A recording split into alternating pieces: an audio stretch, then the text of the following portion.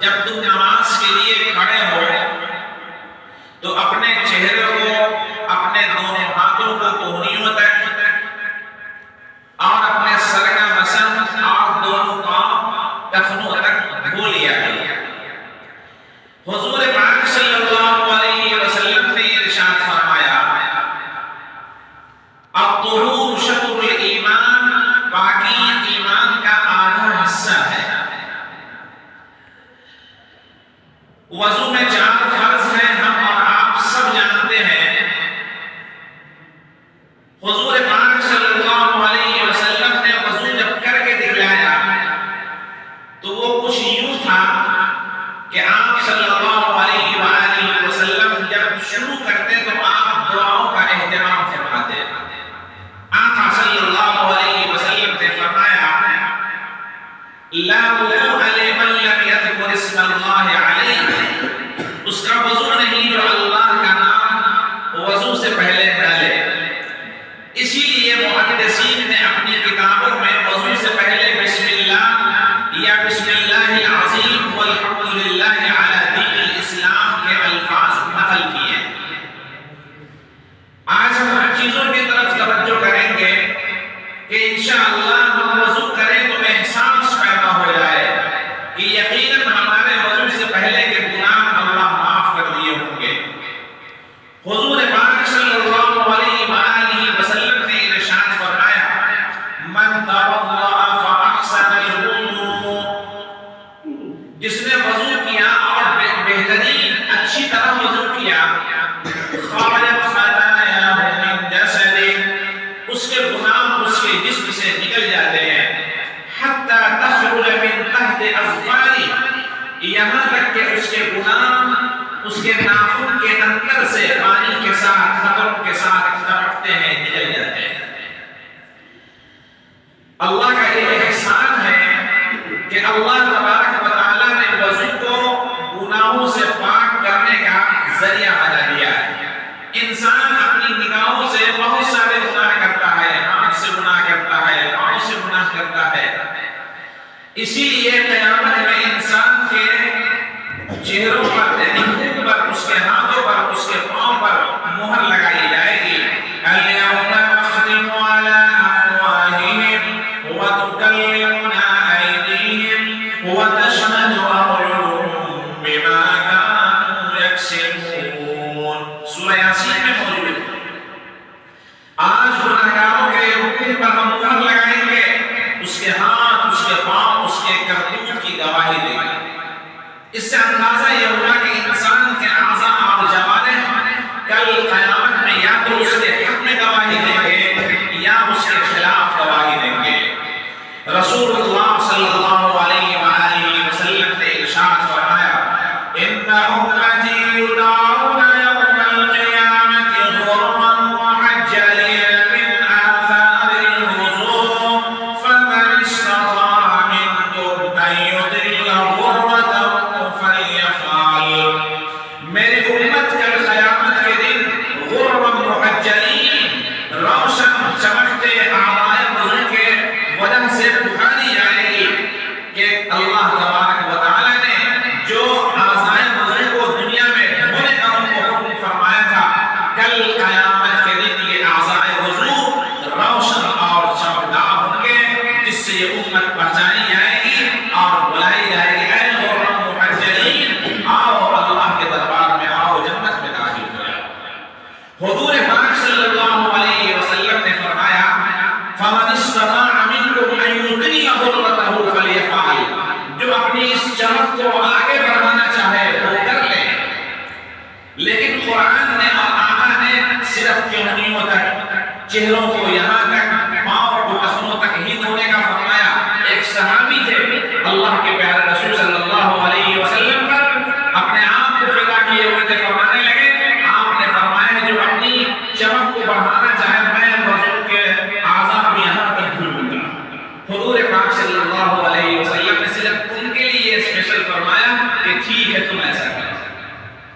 یہ تو محبت کی بات ہے، عقیدت کی بات ہے، ورنہ عام طور پر یہی فرمایا کہ یہاں تک۔ بہرکیف جب ہم وضو شروع کریں تو بسم اللہ بسم اللہ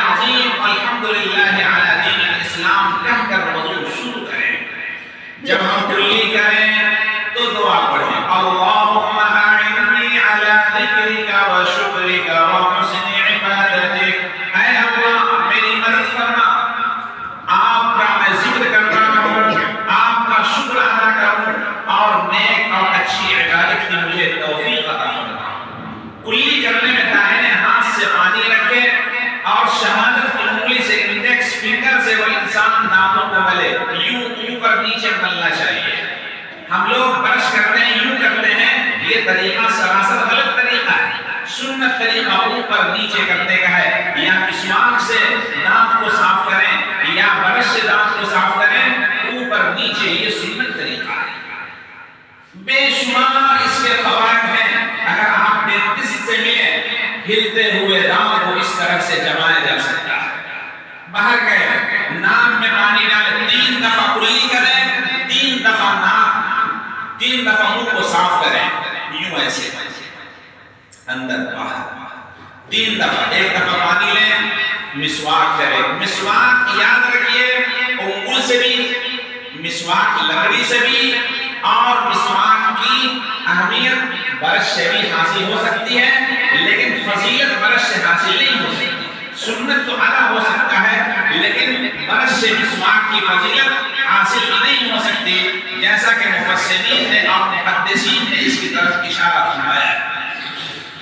ناک میں پانی ڈالے، داہنے ہاتھ سے ڈالے، بائیں ہاتھ کی چھوٹی والی انگلی سے ناک کے اندر، ناک میں انگلی ڈال کے ناک کو صاف کرے، چھین کے 3 بار گئے اور دعا پڑھے، اللہم ارحنی رائحۃ الجنہ، اللہم ارحنی رائحۃ الجنہ ولا ترحنی رائحۃ النار. اے اللہ جنت کی خوشبو ہمیں عطا فرما، جہنم کی بدبو ہمیں نہ عطا کر.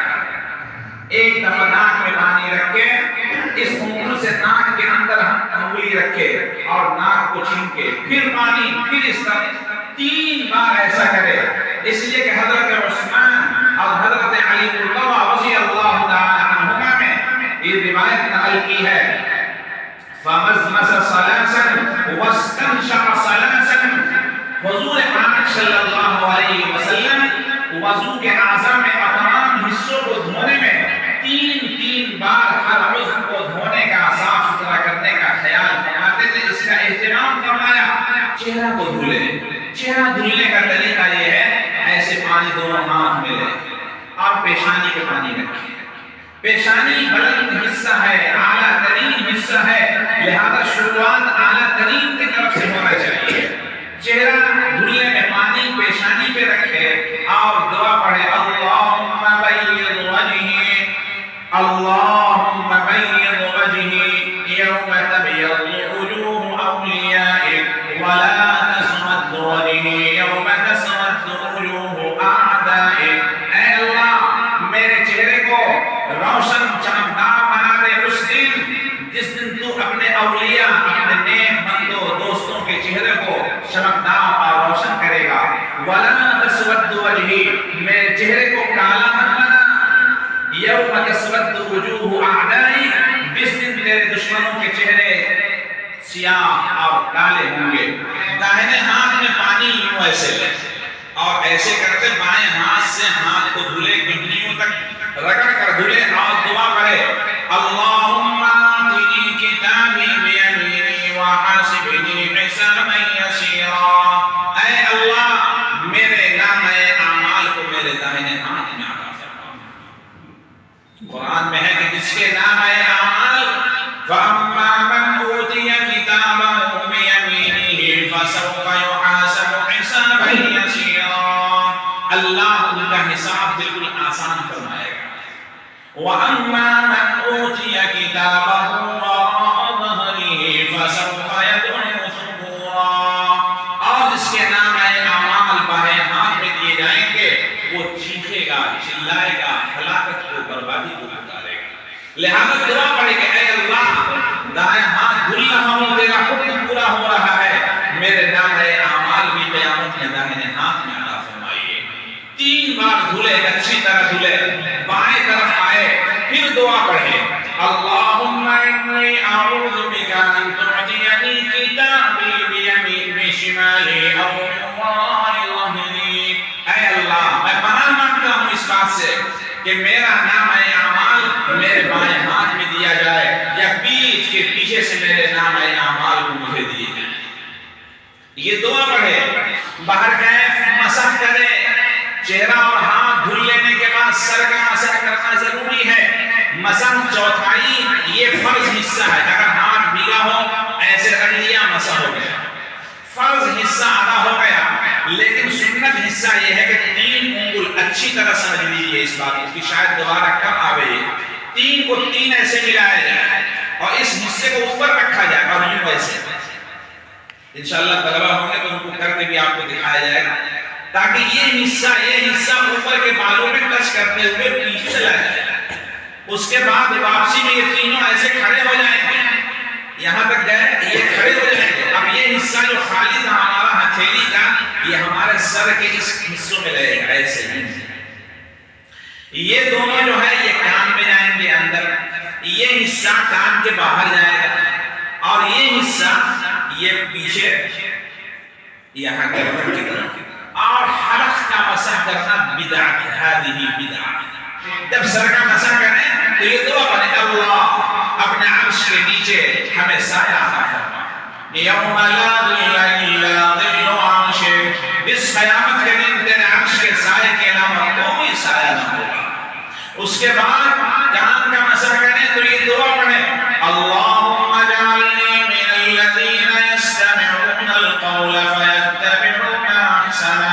اے اللہ مجھے ان لوگوں میں سے بنا جو بات کو سنتے ہیں اور اس کی پیروی کرتے ہیں. یعنی تیری بات سنتے ہیں, تیرے نبی کی بات سنتے ہیں اور اس کی پیروی کرتے ہیں. اور جب گردن کا مسح کرے, یہاں حلق کا نہیں گردن کا, تو کہ اللہم اعتق رقبتی من النار, اے اللہ ہماری گردن کو جہنم کی آگ سے آزاد فرما دے. داہنا پاؤں دھلیں گے, دعا پڑھیں گے, اللہم ثبت قدمی علی صراط مستقیم, اے اللہ میرے قدم کو صراط مستقیم پر جمع دے. اور بائیں ہاتھ کی چھوٹی انگلی سے داہنے پاؤں کی چھوٹی انگلی سے مسح شروع کریں گے. یعنی انگلیوں کا خلال کریں گے, یوں ایسے ایسے. عام طور پر جن کی انگلیاں بہت چپکی ہوتی ہیں یا ضعف کا عالم ہوتا ہے, کمزوری ہوتی ہے, ٹھنڈی کے زمانے میں ان کو پاؤں دھلنا مشکل ہوتا ہے, لہذا انگلیوں کا خلال کریں کہ پانی وہاں تک پہنچ جائے. ورنہ لیدر کے چمڑوں کا استعمال کریں. ایک بار وضو کریں, نمازیں پڑھتے رہیں, اسی کے اوپر مسح کرتے رہیں. اس کا طریقہ بھی ابھی ہم بتا دے رہے ہیں. داہنا پاؤں اس طرح دھلیں اور اچھی طرح دھلیں, پیچھے بھی دھلیں, بایاں پاؤں بھی دھلیں. پانی داہنے ہاتھ سے رکھیں اور بائیں ہاتھ کی چھوٹی انگلی سے اب انگوٹھے سے خلال شروع کریں گے. اب چھوٹی انگلی کی طرف جائیں گے اور ایڑیوں کا اچھا خیال رکھیں گے دھلنے میں. حضور پاک صلی اللہ علیہ وسلم دعا پڑھیں گے. اللہ کے رسول صلی اللہ علیہ وسلم نے فرمایا, وَيْلٌ لِلْأَعْقَابِ مِنَ النَّارِ, ہلاکت ہے ان لوگوں کے لیے جن کی ایڑیاں چمکتی ہیں, وضو کے پانی سے نہیں دھل پاتی. لہذا ایڑیوں کو دھلنے میں اچھی طرح خیال رکھیں. اور اس کی وجہ یہ بیان کی کہ انسان کے پاؤں میں جب کوئی کانٹا چبھتا ہے تو اس کا اثر پورے جسم کے اوپر ہوتا ہے. اسی طرح جب انسان کا وہ پچھلا حصہ یعنی ایڑی سوکھی رہے گی تو اس کا اثر پورے وضو کے اوپر پڑے گا. اور حضور پاک صلی اللہ علیہ وسلم نے اس کو اچھی طرح سمجھایا, قرآن کی آیتوں سے سمجھایا کہ انسان کا ملائکہ کی صفت میں شامل ہونے کے لیے, فرشتوں کی لڑی میں اپنے آپ کو پرونے کے لیے ضروری ہے کہ پاکی, صفائی ستھرائی کا خوب خیال رکھے, اخلاص کا خیال رکھے, جھکاؤ کا خیال رکھے, انکساری کا. جب یہ کیفیت پیدا ہوتی رہتی ہے تو انسان انسانیت کے زمرے سے نکل کر فرشتوں کی اس ملکوتی صفت میں داخل ہونے لگتا ہے. اسی لیے ہم اور آپ جب وضو نہیں کیے ہوتے ہیں, اس لیے پخانے سے آتے ہیں تو کیفیت دیکھیے, لیکن اس کے بعد وضو کر لیتے ہیں تو کیفیت دیکھیے. یہ کیفیت ملکوتی کیفیت ہے اور اس سے پہلے والی کیفیت انسانی کیفیت ہے, حیوانیت کیفیت ہے. خدا اس سے نکال کر اس کیفیت میں داخل کرنا چاہتا ہے. دعا پڑھے اللہم انی اعوذ بک ان تزل قدمی علی الصراط یوم تزل اقدام المنافقین فی النار. اے اللہ میں پناہ مانگتا ہوں اس سے کہ میرا قدم پل صراط سے لڑکھڑائے جس دن منافقین کے قدم پل صراط سے لڑکھڑائیں گے اور وہ گریں گے نیچے جہنم میں. اے اللہ اس دن ہمیں اس کا سامنا نہ کرنا پڑے. وضو کے بعد دعا پڑھے. دعا دو ہیں اشہد ان لا الہ الا اللہ وان محمدا عبدہ ورسولہ. ایک یہ دعا ہے. امام مسلم نے اس میں اضافہ کیا ہے اشہد ان لا الہ الا اللہ واشہد ان محمدا عبدہ ورسولہ. یہ مسلم کی روایت میں اضافہ ہے. طبرانی نے اس کے ساتھ ترمذی نے اس کے ساتھ اور اضافہ کیا. امام ترمذی نے جو حدیث کی کتاب ہے کہ اس دعا کو پڑھنے کے بعد یہ بھی پڑھے اللہم اجعلنی من التوابین واجعلنی من المتطہرین. یہ دعا امام ترمذی نے اضافہ کیا. خلاصہ کلام یہ ہے کہ آپ وضو کے بعد پوری دعا پڑھیں تاکہ سب حدیثوں پر عمل ہو جائے. اشہد ان لا الہ الا اللہ وحدہ لا شریک لہ واشہد ان محمدا عبدہ ورسولہ. اللہم اجعلنی من التوابین واجعلنی من المتطہرین. اور اس کے بعد حضور پاک صلی اللہ علیہ وسلم نے فرمایا من توضا فهو يصلي على النبی کہ جو وضو کرے وہ نبی پاک صلی اللہ علیہ وسلم کے اوپر درود بھی پڑھے. لہذا آخر میں اگر موقع ہو اور کوشش کرنی چاہیے کہ نبی پاک صلی اللہ علیہ وسلم کے اوپر انسان درود بھی بھیجے. اب جب اس طرح اعمال ہم کریں گے انشاءاللہ تو ہوگا کیا. آقا نے فرمایا إِلَّا فُتِحَتْ لَهُ أَبْوَابُ السَّمَاءِ أَبْوَابُ الْجَنَّةِ الثَّمَانِيَةِ مِنْ أَيِّهَا يَدْخُلُ مِنْ أَيِّهَا شَاءَ. کہ اس کے لیے جنت کے 8 دروازے کھول دیے جاتے ہیں. يَدْخُلُ مِنْ أَيِّهَا شَاءَ جس دروازے سے چاہے انسان داخل